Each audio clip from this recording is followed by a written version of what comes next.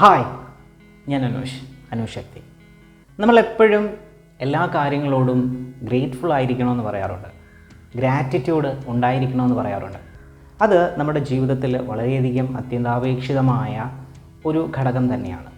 പക്ഷേ പലപ്പോഴും നമ്മൾ ഗ്രാറ്റിറ്റ്യൂഡ് പ്രാക്ടീസ് ചെയ്യുന്ന സമയത്ത് ചില ആൾക്കാർ ഇൻറ്റൻഷനലി ഗ്രാറ്റിറ്റ്യൂഡ് പ്രാക്ടീസ് ചെയ്യുന്ന ആൾക്കാരുണ്ടാവും. ലോ ഓഫ് അട്രാക്ഷനൊക്കെ പ്രാക്ടീസ് ചെയ്യുന്ന ആൾക്കാരുടെ കാര്യമാണ് ഞാൻ പറഞ്ഞത്. അപ്പോൾ അവർക്കും അല്ലാതെ ഗ്രാറ്റിറ്റ്യൂഡ് ചെയ്യുന്ന ആൾക്കാർക്കും ഗ്രേറ്റ്ഫുൾ ആകുന്ന ആൾക്കാർക്കും ഒരുപോലെ ബാധകമായ ഒരു വിഷയത്തെക്കുറിച്ചാണ് ഞാനിന്ന് സംസാരിക്കാൻ പോകുന്നത്. അതിന് കുറച്ച് ഘടകങ്ങൾ കൂടി അതിനോടൊപ്പം ചേർന്ന് വരേണ്ടതായിട്ടുണ്ട്. അങ്ങനെ ഗ്രാറ്റിറ്റ്യൂഡ് നമ്മൾ പറയുന്ന സമയത്ത് അല്ലെങ്കിൽ ഗ്രേറ്റ്ഫുൾ ആവുന്ന സമയത്ത് ഈ ഘടകങ്ങൾ കൂടി കടന്നു വരികയാണെന്നുണ്ടെങ്കിൽ അതൊരു നാച്ചുറൽ ഗ്രാറ്റിറ്റ്യൂഡായി മാറുന്നതാണ് എന്ന് ഞാൻ മനസ്സിലാക്കുന്നു. ആ ഘടകങ്ങൾ ഏതാണ് എന്ന് ഞാൻ പറയുന്നതിന് മുമ്പായിട്ട് നമ്മളെപ്പോഴും ഗ്രാറ്റിറ്റ്യൂഡ് പ്രാക്ടീസ് ചെയ്യുന്ന സമയത്ത് ഈ ഘടകങ്ങൾ വളരെയധികം പ്രാധാന്യമർഹിക്കുന്ന ഒന്നാണ്.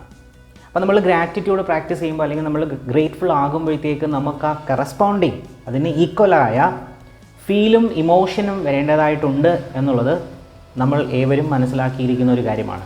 പക്ഷേ പലപ്പോഴും അഫർമേഷൻസ് ചെയ്യുമ്പോഴോ വിഷ്വലൈസേഷൻ ചെയ്യുമ്പോഴോ അല്ലെങ്കിൽ ജേർണലിംഗ് ചെയ്യുന്ന സമയത്തോ, ലോ ഓഫ് അട്രാക്ഷൻ പ്രാക്ടീസ് ചെയ്യുന്ന ആൾക്കാർ ഇതൊക്കെ ചെയ്യുന്ന ആൾക്കാരായിരിക്കും, രാവിലെയും രാത്രിയിലൊക്കെ ഇതൊക്കെ ചെയ്യുന്ന ആൾക്കാരായിരിക്കും ഇൻറ്റൻഷനലി, ഓക്കെ.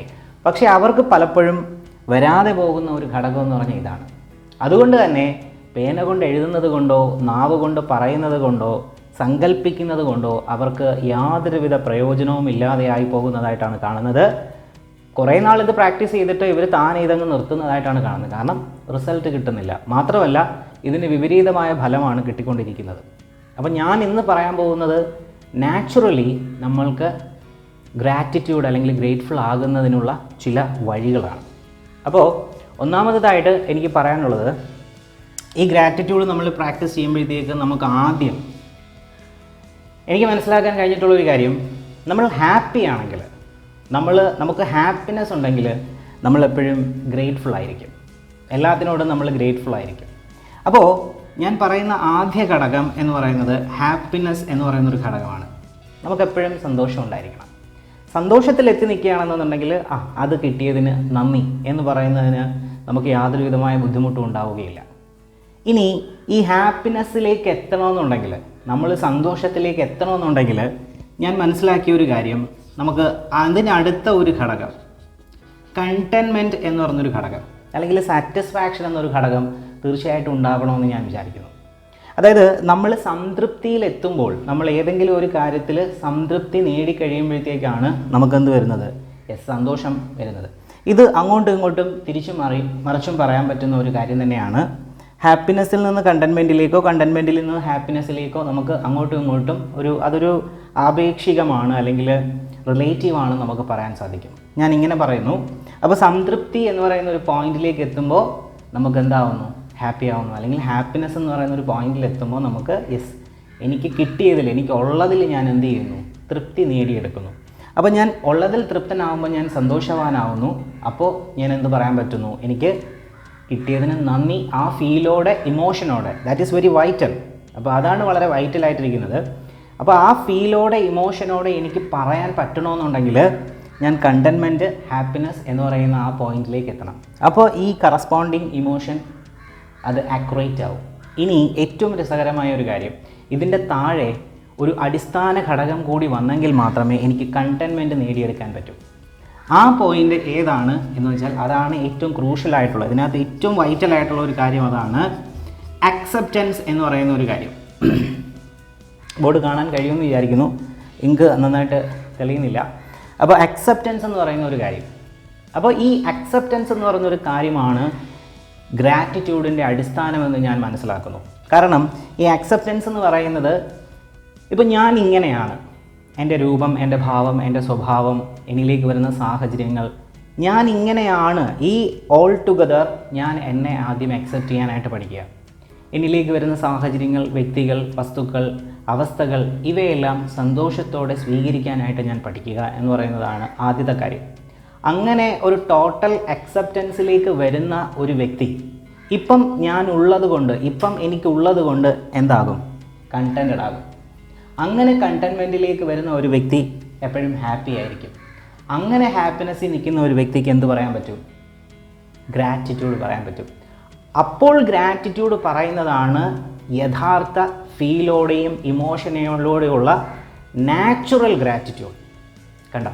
അപ്പോൾ എനിക്കുള്ളതിലെല്ലാം ഞാൻ അക്സെപ്റ്റ് ചെയ്തു, ഹാപ്പിനെസ്സിലേക്ക് വന്നു, ഐ ആം കണ്ടൻറ്റഡ്, എനിക്കുള്ളത് കൊണ്ട് ഞാൻ ഹാപ്പിയാണ്. കണ്ടോ?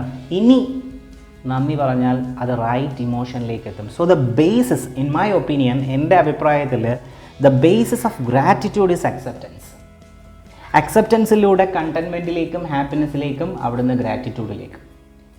ഈ ഒരു ആശയം നിങ്ങൾക്ക് വളരെയധികം യൂസ്ഫുൾ ആകുന്നെന്ന് തോന്നുകയാണെങ്കിൽ ഡെഫിനറ്റ്ലി ഇത് ഉപയോഗിച്ച് നോക്കി ഈ വഴികളിലൂടെ ഒരു നാച്ചുറൽ ആയിട്ടുള്ള ഒരു ഗ്രാറ്റിറ്റ്യൂഡ് ഫീൽ അല്ലെങ്കിൽ ഒരു ഗ്രേറ്റ്ഫുൾ ഫീൽ ക്രിയേറ്റ് ചെയ്യാനായിട്ട് നിങ്ങൾ ശ്രമിക്കുക. ഇതേ അവസരത്തിൽ നിങ്ങൾ അവോയ്ഡ് ചെയ്യണം എന്ന് പറയുന്ന ചില ഘടകങ്ങളുണ്ട്. ഓക്കെ, അവോയ്ഡ് ചെയ്യണമെന്ന് പറയുന്ന ചില ഘടകങ്ങളെ ഞാൻ പറയുന്നത് ABC എന്നുള്ള ഒരു പോയിന്റിലേക്കാണ് ഞാൻ എത്തിക്കുന്നത്. അതായത് avoid, A for avoid, avoid എന്ന് പറയുന്നു. B എന്ന് പറയുന്നത് blaming, avoid blaming. Avoid blaming അതായത് ബ്ലെയിമിങ് ഒഴിവാക്കുക. അപ്പോൾ നമ്മൾ എന്നെ കുറ്റം പറഞ്ഞു, മറ്റുള്ളവരെ കുറ്റം പറഞ്ഞു, ദൈവത്തെ കുറ്റം പറഞ്ഞിട്ട് ഈ ഗ്രേറ്റ്ഫുൾനെസ് പ്രാക്ടീസ് ചെയ്യുന്നതുകൊണ്ട്, ഗ്രാറ്റിറ്റ്യൂഡ് പ്രാക്ടീസ് ചെയ്യുന്നതുകൊണ്ട് ഒരു പ്രയോജനവും ഉണ്ടാവില്ല എന്നാണ് ഞാൻ മനസ്സിലാക്കുന്നത്. സോ നമ്മൾ ആദ്യം ചെയ്യേണ്ടത് ഈ 3 കാര്യങ്ങളെ ബ്ലെയിം ചെയ്യുന്നത് നിർത്തുക എന്നുള്ളതാണ്. ആ ബ്ലെയിമിങ് നിർത്തുമ്പോഴത്തേക്ക് നമ്മൾ ഇതിൻ്റെ തത്തുല്യമായ പോയിന്റിലേക്ക് എത്തും. എല്ലാത്തിനെയും അക്സെപ്റ്റ് ചെയ്ത് പഠിച്ചു കഴിഞ്ഞിരിക്കും ഒരു വ്യക്തി. ഓക്കെ, അപ്പോൾ ബ്ലെയിമിങ് എന്ന് പറയുന്നത് സെൽഫ്, സ്വയം കുറ്റം പറയുന്നത് നിർത്തുക, ദൈവത്തെ പഴിചാരുന്നത് നമ്മൾ നിർത്തുക, അതിനോടൊപ്പം തന്നെ അതേഴ്സ്, മറ്റുള്ളവരെ ബ്ലെയിം ചെയ്യുന്നത് നിർത്തുക. ഇനി ഈ C ആയിട്ട് ഞാൻ പറയുന്നത് എന്താണെന്ന് വെച്ച് കഴിഞ്ഞാൽ കമ്പയറിങ് എന്ന് പറയുന്നതൊന്ന് ഒഴിവാക്കുക, കാറ്റഗറൈസിങ് എന്നുള്ളതൊന്ന് ഒഴിവാക്കുക. അടുത്തത് ക്രിട്ടിസൈസിങ്. അപ്പോൾ കമ്പയറിങ് അറിയായിരിക്കും, താരതമ്യം ചെയ്യൽ. അടുത്തതായിട്ട് കാറ്റഗറൈസിങ്, വിഭജിക്കൽ അല്ലെങ്കിൽ രണ്ടായിട്ട് തരം തിരിക്കൽ. മൂന്നാമത്തേതായിട്ട് ക്രിട്ടിസൈസിങ്, അത് ഈ ബ്ലെയിമിങ്ങിന് ഈക്വലായിട്ട് വരും, വിമർശനം. കണ്ടോ? അപ്പോൾ ഇത് ചെയ്യുന്ന ഒരു വ്യക്തിക്ക് ഒരിക്കലും ഗ്രേറ്റ്ഫുൾ ആവാൻ പറ്റത്തില്ല എന്ന് ഞാൻ വിശ്വസിക്കുന്നു. അപ്പോൾ എത്ര നാൾ നിങ്ങൾ ഗ്രാറ്റിറ്റ്യൂഡ് എഴുതിയോ പറഞ്ഞോ വിഷ്വലൈസ് ചെയ്തോ പ്രാക്ടീസ് ചെയ്തെന്ന് പറഞ്ഞിട്ട് വല്ല കാര്യങ്ങളും ഉണ്ടോ? ഇല്ല. You have to change these basic facts. ഈ അടിസ്ഥാന ഘടകങ്ങൾ ഒഴിവാക്കാതെ how can you be grateful? അഥവാ നിങ്ങൾ എനിക്ക് കിട്ടിയതിനെല്ലാം നന്ദി എന്ന് പറഞ്ഞിട്ട് നിങ്ങളെയും ദൈവത്തെയും മറ്റുള്ളവരെയും കുറ്റം പറയുകയും കമ്പാരിസണും കാറ്റഗറൈസിങ്ങും ക്രിട്ടിസൈസിങ്ങും ചെയ്യുകയാണെന്നുണ്ടെങ്കിൽ ഈ ഗ്രേറ്റ്ഫുൾനെസ് പറഞ്ഞതുകൊണ്ട് വാട്ട് യൂസ്? എന്ത് പ്രയോജനം? സോ ഈ ആശയം നന്നായിട്ട് മനസ്സിലായി കാണുമെന്ന് വിശ്വസിക്കുന്നു. അപ്പോൾ ഇനി ഗ്രാറ്റിറ്റ്യൂഡ് പ്രാക്ടീസ് ചെയ്യുമ്പോഴത്തേക്ക് ഞാൻ ഈ പറഞ്ഞ ആശയം നിങ്ങൾക്ക് യൂസ്ഫുൾ ആകുമെങ്കിൽ ഈ വഴികളിലൂടെ ഒന്ന് പ്രാക്ടീസ് ചെയ്ത് നോക്കൂ. ഈ വഴികളിലൂടെ പോയി പ്രാക്ടീസ് ചെയ്യുന്ന ഒരാൾക്ക് രാവിലെയും വൈകുന്നേരം ഇരുന്ന് നാവ് കൊണ്ട് പറയുകയോ പേന കൊണ്ട് എഴുതുകയോ വിഷ്വലൈസ് ചെയ്യുകയോ ഒന്നും വേണ്ട ആവശ്യമില്ല. ഈ നാച്ചുറൽ വേയിലൂടെ, ഈ ഒരു ഹാബിച്വൽ വേയിലൂടെ മുന്നോട്ട് പോവുകയാണെങ്കിൽ നിങ്ങൾക്ക് ഗ്രേറ്റ്ഫുൾ ആയിരിക്കാൻ സാധിക്കും. അതിനാദ്യം പ്രാക്ടീസ് ചെയ്യേണ്ടത് അക്സെപ്റ്റൻസ് ആണ്. അക്സെപ്റ്റൻസ് ചെയ്ത് കഴിഞ്ഞാൽ നിങ്ങൾ കണ്ടൻമെൻറ്റിലേക്ക് എത്തും. കണ്ടൻറ്റഡ് ആയി കഴിഞ്ഞാൽ നിങ്ങൾ ഹാപ്പിനെസ്സിലേക്ക് എത്തും. നാച്ചുറലി പിന്നെ പറയുന്ന ഗ്രേറ്റ്ഫുൾനെസ്, ഗ്രാറ്റിറ്റ്യൂഡ് സ്വാഭാവികമായിരിക്കും. മറ്റൊരാശയമായിട്ട് മറ്റൊരു വീഡിയോയിൽ കാണാം. അതുവരെയും ബൈ.